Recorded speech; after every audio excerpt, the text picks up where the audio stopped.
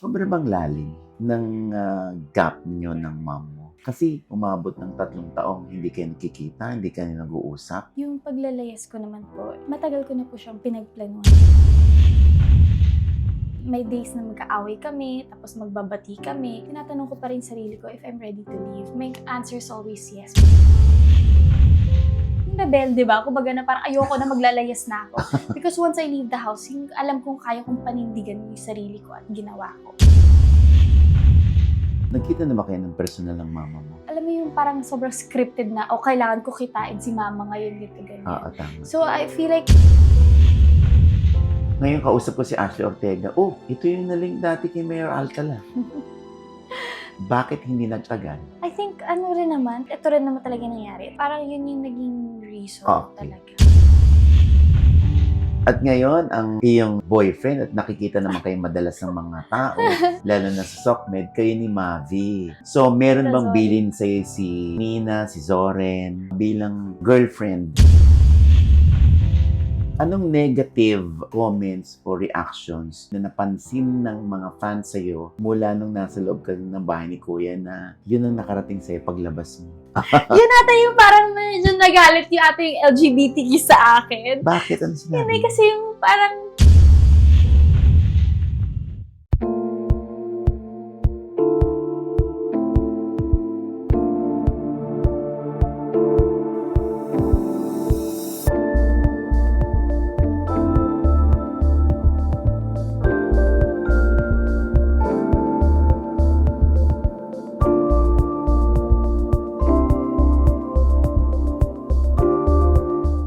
At kasama po natin ngayon ang kaduo ni AC Bonifacio. Kalalabas lang sa bahay ni Kuya. Naku, 3 weeks pala siya doon.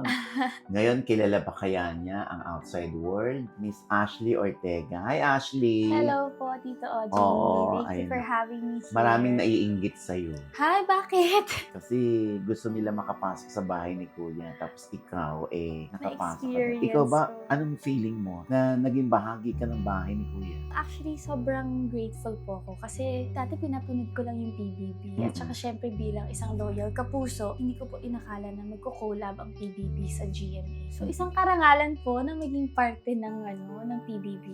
So, paglabas mo ng PBB, mas nakilala ba si Ashley as compared noon na hindi ka sumali? Feeling ko naman po ata.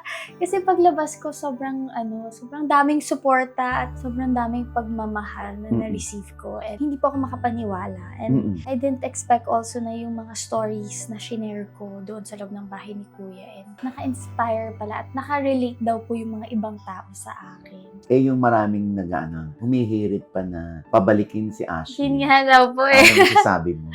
Kung bibigyan ako ng chance Ay, ni talaga? Kuya na pabalikin doon, yes po. Pero pag hindi na kaya, natanggap ko rin naman na po na na-evict na. Pero before I left, nag-ano rin ako, Kuya, bigyan niyo po ako ng another chance. Kasi syempre, nasanay na rin kasi kami sa loob ng bahay ni Kuya na parang yun lang yung mundo namin. I was so scared to go outside kasi parang hindi ko alam kung paano ulit ako mag-adjust. Parang medyo na-enjoy ko rin sa loob ng bahay doon. I got really emotional inside kasi sobrang tahimik lang. So I got to reflect on myself. Mas nabigyan ko ng time kung ano ba talaga yung nararamdaman ko para sa sarili ko. Rather than here on the outside world, tulad ng kakalabas ko lang, tuloy-tuloy na yung trabaho, daming interviews, ang dami kong interaction sa bawat tao. So parang alam mo yung parang not naman walang time for myself. It's just that here on the outside world, sobrang fast-pacing. Sa loob ng bahay ni Kuya, talagang you have the time to sit back, relax, and talagang reflect on yourself.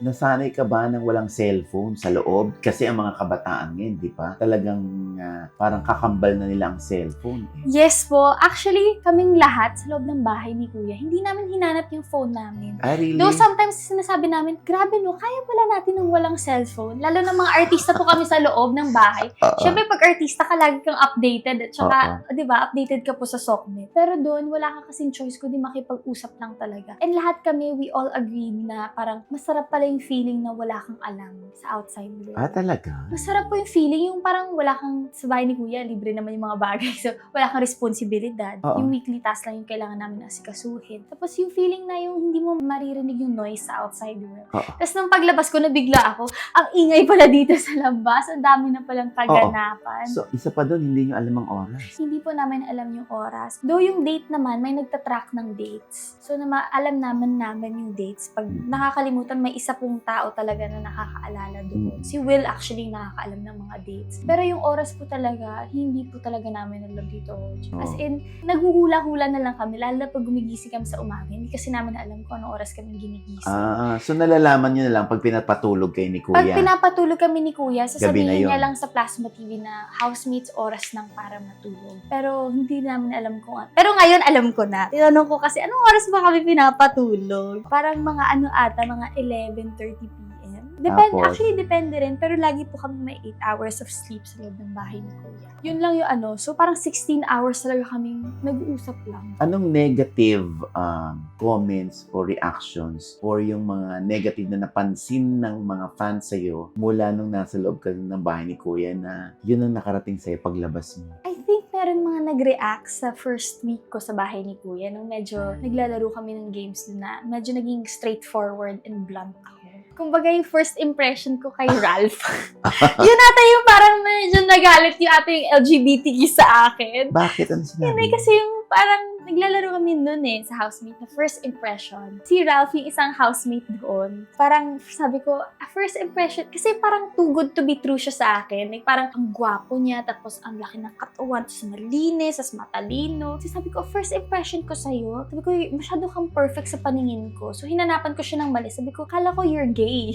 Ginano ko, tapos parang I think nagwala yung may mga tao nagalit sa akin na grabe naman daw ako magsalita. First impression lang naman po yun. Pero sabi ko, nung nakilala ko si Ralph, nang matagal, kulit pala siya. Tapos, matalino lang. Kasi parang siyang si Superman. Alam mo yung ang gwapo niya, tapos ang laki ng katawan, tapos prim and proper, matalino, tapos alam mo, nanggaling sa mayaman na pamilya. So sabi ko, wala akong mabigyan ng negative. Siguro. Kasi usually, siyempre lumaki ako sa skating, alam ko yung malakas yung gaydar ko. Usually, pag di ba ganun sila? Tapos yung mga tao pala na sa akin nung time na yun. Na parang sakit ko naman magsalita. Tapos, I think yung mga ibang games rin na nilaro namin yung if I could tell you one thing, na may isang housemate kasi sabi ko, mahaba pa pasensya ko pero naiirita na ako sa'yo little by little. Which is kay AZ ko yun sinabi, pero kinonfront ko rin si AZ after. So yun lang ata yung parang narinig ko na parang sinabi ng mga tao na grabe naman daw ako magsalita. May moments kasi naman talaga ako na I can be straightforward, pero not in a But pero na-realize mo na kasi kayo kitang-kita kayo sa labas. Yun nga po Kasi wala namang camera at nagkukwentuhan lang tayo dito. Hindi man nila malalaman. Yes, exactly. So anong na-realize mo na dapat mag-ingat pag nandun ka sa loob ng bahay ni Kuya sa mga sasabihin mo, pero pag masyado kang nag-ingat, mababrand ka naman as plastic. Yes, actually, So, sa hindi mo loob na ng alam. bahay ni Kuya, syempre napagsabihan din ako na parang playing safe or not genuine. Pero pag naging straightforward naman ako at nagpakatotoo, may mga masasabi rin yung ibang tao. So, di ba, hindi mo alam kung saan ka lulugar. Pero the whole time, sa whole stay ko po sa bahay ni Kuya, syempre nung pagpasok, conscious kaming lahat na may camera. So, lahat kami maingat sa mga galaw. Pero there are times also na syempre you're living your life in a daily basis na talagang sa loob ng bahay. Di mo na matatago rin yung sarili mo kung yung plastic mo. Kasi in the long run, mahirap rin i-maintain kung babait-baitan ka lang din doon. Pero every time pumapasok ako ng confession room, doon ko talaga nilalabas yung totoong vulnerability ko. Pero yung mga pakikitungo ko sa housemates, totoo rin yun. Kasi, syempre, first time ko lang din sila ma-meet, kaya medyo nung una, hindi ko pa yung meaning ko na I don't trust them yet, in a way na mag-open up ako sa vulnerable side ko, yung mag-open up tungkol sa nangyayari sa nanay ko. Kasi, syempre, kakakilala ko lang sa kanila. Pero pag tumatagal ka kasi sa loob ng bahay ni Kuya, makakalimutan mo na ang dami palang nanonood sa'yo. Tsaka tatamarin ka na rin yung parang iisip ka ng sasabihin para lang may content or may airtime ka. Hindi rin. Kaya may mga moments na tulala na lang ako kasi pagod na rin ako entertain doon or kumausap. Pero in the long run, makakalimutan mo rin talaga na may nanonood. Yung pagpasok mo sa bahay ni Kuya, nakatulong ba yun sa mental health mo? Honestly, I think so. I mean, mas na-acknowledge ko po kung ano talaga yung nararamdaman ko. Kasi again, on the outside world, I try to just conceal it. Kumbaga, syempre sa dami ng ginagawa kong trabaho, parang sa loob kasi ng bahay ni Kuya, ang dami kong emotional moments po, diba? Hindi ko naman kayang gawin yun sa labas all the time kasi tuloy-tuloy po yung trabaho. Hindi ko naman po kaya mag-mental breakdown every day.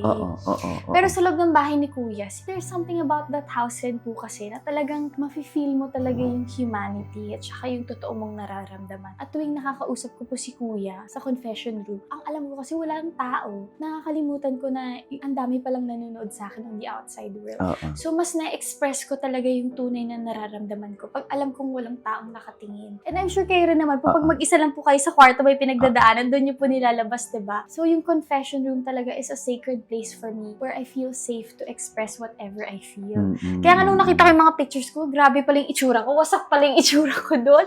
So yung scrunchies ko, yung mata ko, ganun pala. So doon ko talaga nilalabas yung lahat ng nararamdaman ko. And it's nice to feel na kahit hindi ko nakikita si Kuya, alam mo yung voice niya, alam kong may nakikinig, pero walang mag-judge sa akin. Siguro mas nakatulong na i-express ko yung nararamdaman ko. Pero again, yes, may mga scars na matagal nang nag-heal sa akin, pero parang kailangan ko ulit pag-usapan or kailangan kong balikan. For example, yung relationship ko with my mom. Syempre, it took me 3 years to, move on quietly and peacefully. Pero since, kumbaga na, balikan ko ulit yung mga pains and struggles ko that time. So, parang medyo mas kailangan kong buksan ulit, which was really painful for me. Pero at least I was able to face whatever I was struggling in the past na ngayon parang mas aware na po ako sa mga nararamdaman ko. Nagkita na ba kayo ng personal ng mama mo? Sa ngayon, hindi pa. But I went to the house 2 days after the eviction. Pero wala po kasi si mama nung time na yun. Wala sila. I think they went out of town. So, nag-iwan po ako ng flowers sa labas po ng bahay. And then, the next day po kasi nagtuloy-tuloy yung work. Yung parang may mga showtime guesting, may mga TikTok clock. Tapos, eto ngayon, may ABS-CBN ball akong pinuntahan.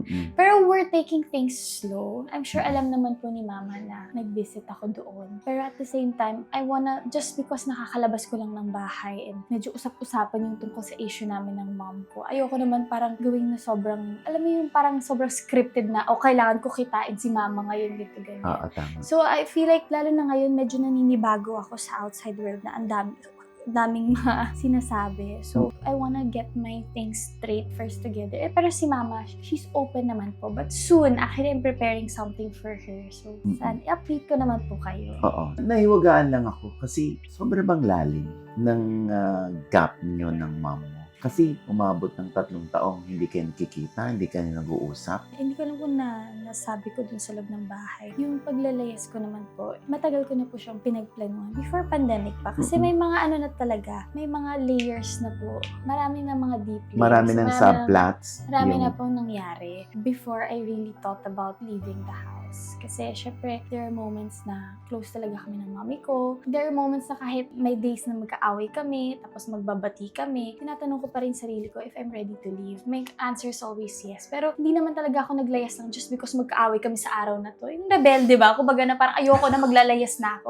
Because once I leave the house, yung alam kong kaya kong panindigan yung sarili ko at ginawa ko. But prior to that, yes, meron po talagang malalim na pinanggagalingan. And I wanna keep that to myself and sa amin na lang. Kasi parang syempre pag family issues, ayoko naman kung may nangingilam na ibang tao. Kasi problema na po namin yung magnanay. Naintindihan kita dyan, Ashley, kasi baka din masubject yan sa opinion ng ibang tao na didepende sila sa kwento mo. Yes po. Tapos ang dali na lang dagdagin na lang or mag-assume sila. Buti hindi nawala yung respeto mo sa mami. Of course po. I mean, alam ko yung, kung babasahin ko yung kwento mo, no? Parang madalas kayo magtalo na, madalas na kayo hindi magkasundo, kaya nag-decide ka na hindi naman lumayas, kundi maging independent na. Tama? Yes po. Parang for me kasi, alam ko sa paningin ng ibang tao kapag iniwan ng magulang or inabandoned yung magulang, parang walang utang na loob or rebelde. Pero for me kasi, sa 23 years na pagsasama ko with my mom, that was actually the best decision I did for myself.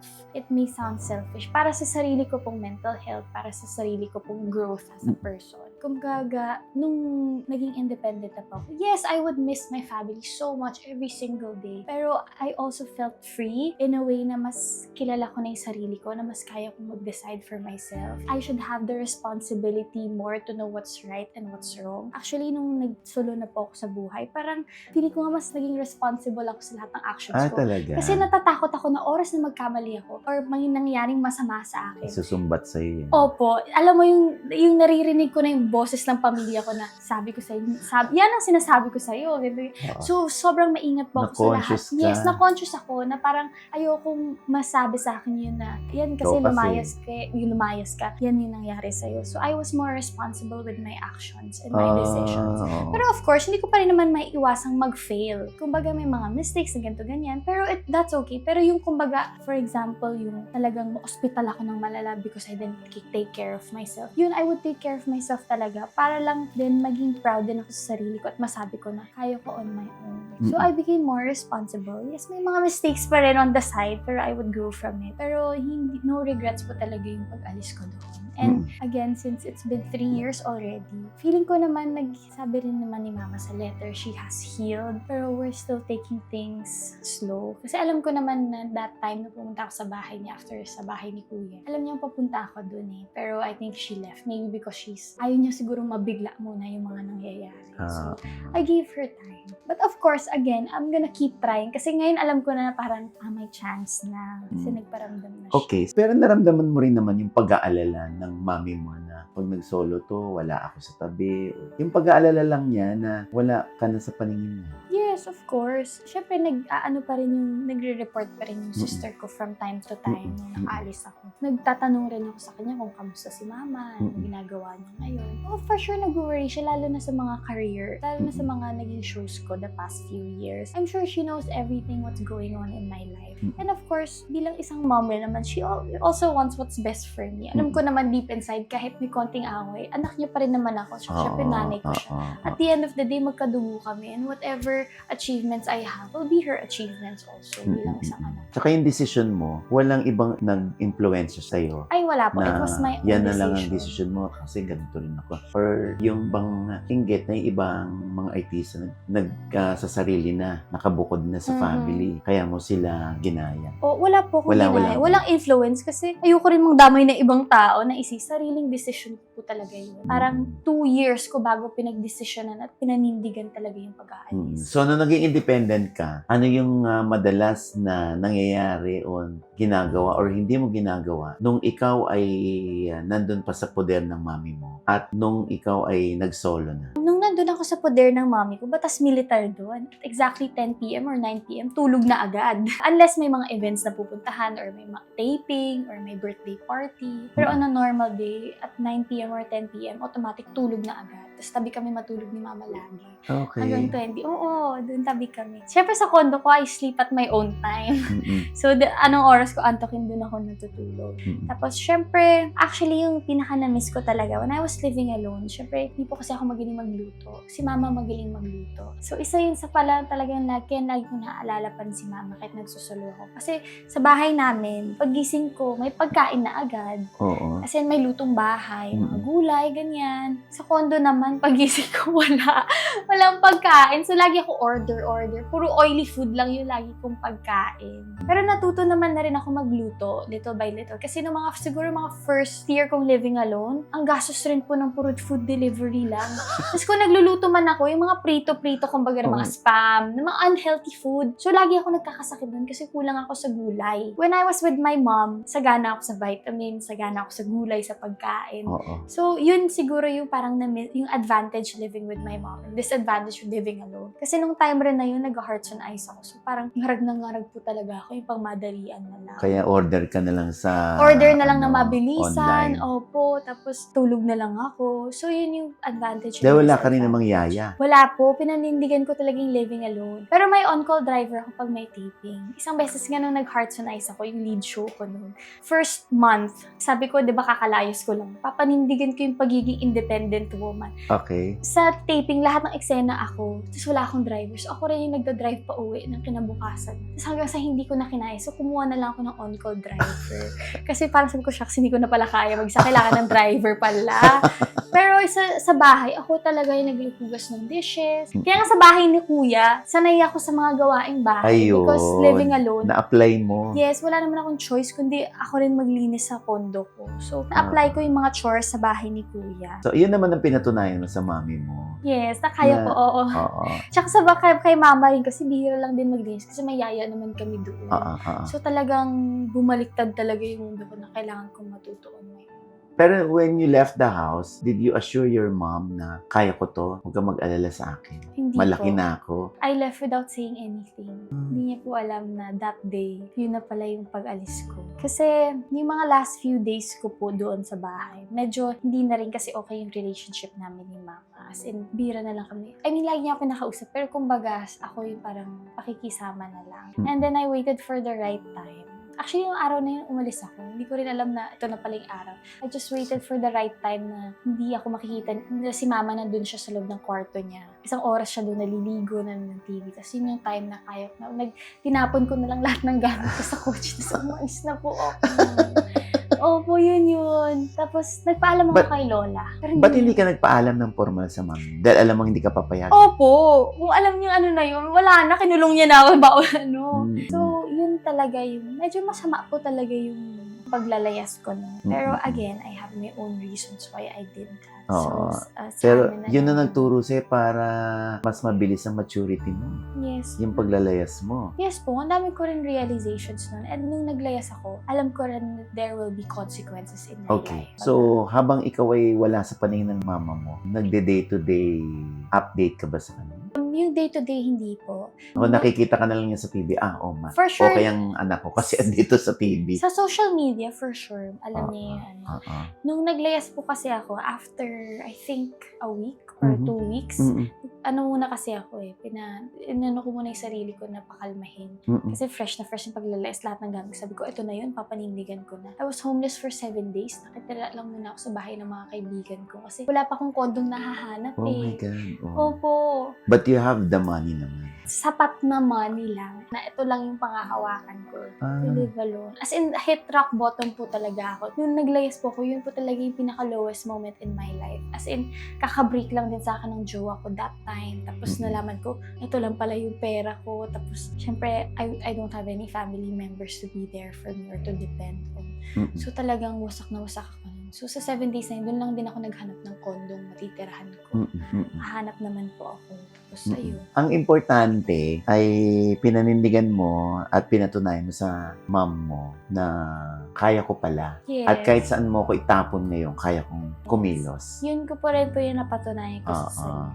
Sorry, yung dad mo. Matagal na po kasi silang ni mami. Hiwalay nila. Pero actually, nag-reach out naman ako from time to time. Nag-reach out especially nung umalis na po ako. Nag-reach out ako kay Papa. Tapos sinabi ko yung nangyari. Kasi nasad din siya. Siyempre gusto niya ako pabalikin kay Mama. Pero sabi ko, Papa, papanindigan ko na to. I think this is what's best for me. Meron na rin ibang family. Yes po. Okay. So, ano na.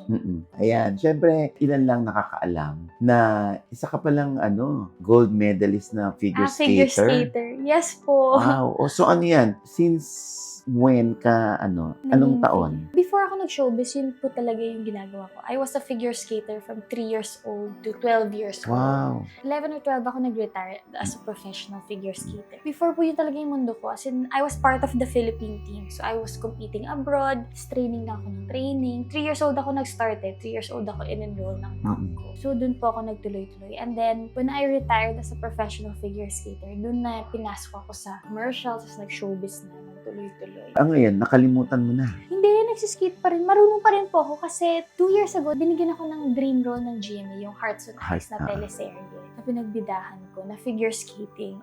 But prior to that, before kami nag-start mag-taping, nag-training ako for 6 months. Marunong pa rin naman po ako, muscle memory na yun. Pero I'm not as good as before. Nung bata ako, mas flexible, na mas mabilis ang stamina. Pero marunong pa rin naman po. Pero wala na. Pag tumatanda na, mas masakit na yung likod. After Hearts on Ice, sumakit yung likod ko ng sobra. Kasi yung age rin po talaga. Correct. Pag mas matanda. Ngayon, kausap ko si Ashley Ortega. Ito yung naling dati kay Mayor Alcala.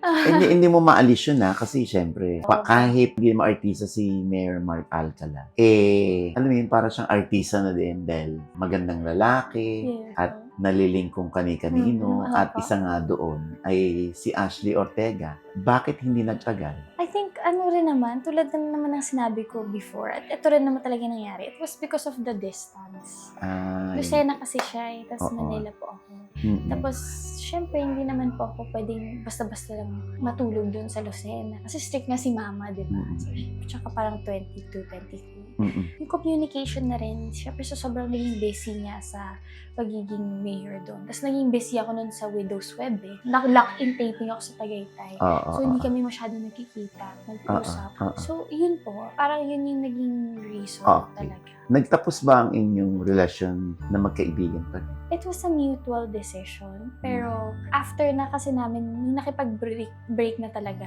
that was the last time we talked. After nang yun, hindi Wala na na. kami nagkita. No communication at No all? communication. Up to this day, I never end up bumping into it. Hindi ko pa siya nakikita. Hindi ko siya nakuha. So, anong huling balita mo sa kanya? Wala rin. Hindi ko rin alam. Wala talaga. Oo.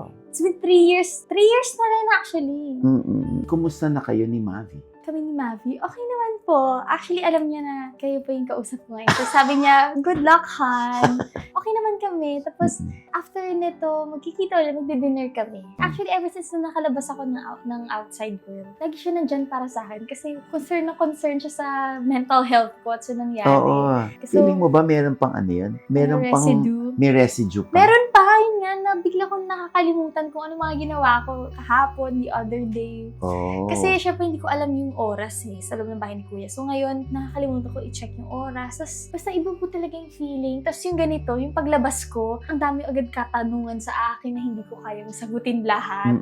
Pero, andyan naman si Mavi. Tsaka yung pagkain. Kasi sa loob ng bahay ni Kuya, toyo rice na kinakain namin. Totoo po yun. Tapos yung crack, umabot na po ako sa punto ng buhay ko na umabot ako sa ganun. Yung uwishi cracklings, yun yung ulam namin. Kasi nantalo kami sa weekly budget. Oh my God. So, nung nakalabas ako dito, outside world, syempre, sabi ko, oh my gosh, I can eat whatever I want.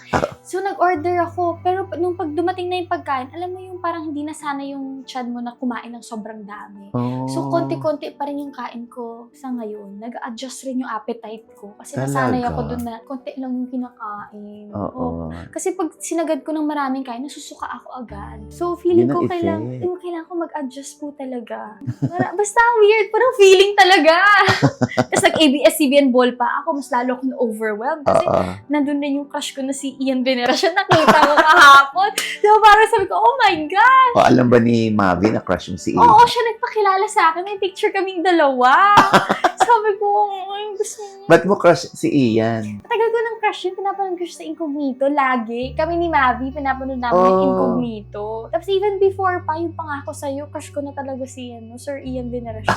Kahit nga kay Kuya, doon sa bahay ni Kuya, sinabi ko talaga, uy, gusto ko pong makita si si Ian Veneracion or si Ann Curtis. Okay. So nakita ko sila sa ball kahapon. So, sinabi mo sa kanya kay Ian yun sa ABS-CBN Ball? Yes! Sabi kasi ni Mavi, Anong yung reaction? girlfriend ko, idol ka niya. Sabi ko, ay, crush ko po kayo. So, picture kami, nakahaglang ako sa kanya. Pero syempre, ayoko rin naman magmukhang sobrang starstruck na kasi syempre, rin naman, sabi nga ni Mavi, control mo yung sarili mo, baka mag-fangirling ka ng sobra. Sabi ko, oo, I'll be composed. Kasi syempre, nakadress po ako ng maganda doon, tapos magwawala ako doon. Pero na-meet ko siya, tapos may picture kami together. Oh. So, nung umatin ka sa ball, ay kanino ka pa na-amaze na nung nakita mo, ang ganda pala niya or sobrang bait niya? Si Miss Ann Curtis kasi nakita ko na siya sa GMA Ball.